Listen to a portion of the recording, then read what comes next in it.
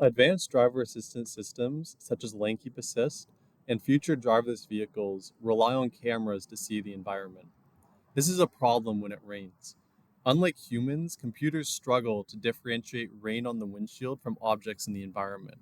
It doesn't know if that little thing it sees is a rock on the road that it needs to avoid or just a little raindrop blocking its view. This is especially dangerous in situations with high speeds, where sudden braking or improper evasive maneuvers can cause crashes, or near pedestrian traffic, where not stopping could take someone's life. Hello, my name is Miles Forint.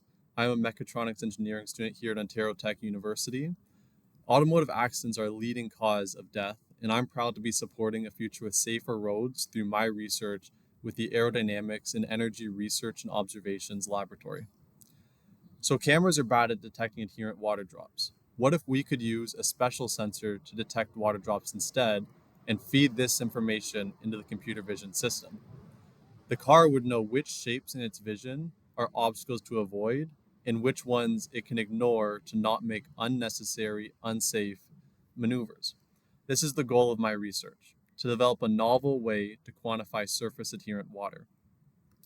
Unlike other approaches used in the automotive industry, my solution uses the physics of light refraction to detect water drops.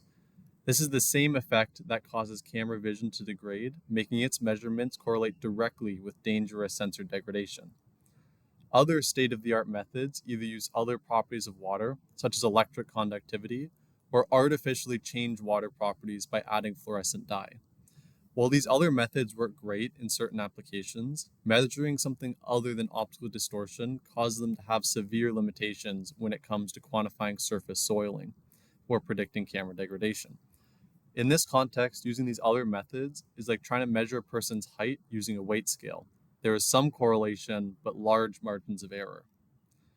I've already validated my detection method in small-scale experiments that prove water can be detected using optical refraction, and I'm currently developing the software and a larger experiment needed to demonstrate viability in real-world engineering development.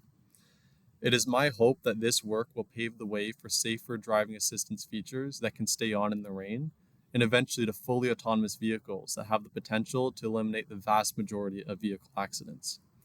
I'm working on this research as a part of the Faculty of Engineering and Applied Sciences Aero Laboratory with support from the Natural Sciences and Engineering Research Council of Canada. Thank you for listening.